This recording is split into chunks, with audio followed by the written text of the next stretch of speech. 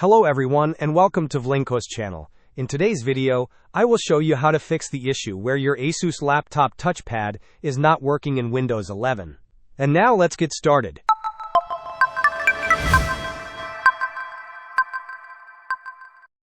First, let us check the touchpad settings. Type the word touchpad into the Windows search bar and open the touchpad settings. If the switch for your touchpad is turned off, please turn it on, as this is a crucial step. Next, we will ensure your Windows is up to date. Right-click on the Start button and select Settings from the menu. Navigate to the Windows Update tab and click on Check for Updates. Make sure all available updates are selected and installed. Finally, let us update the touchpad driver. Search for Device Manager and open it. Expand the section for mice and other pointing devices. You will likely see entries labeled HID Compliant Mouse. Right-click on each of these entries and select Update Driver. Repeating this for all listed devices is often the easiest way to ensure the correct driver is updated. Hope this was helpful.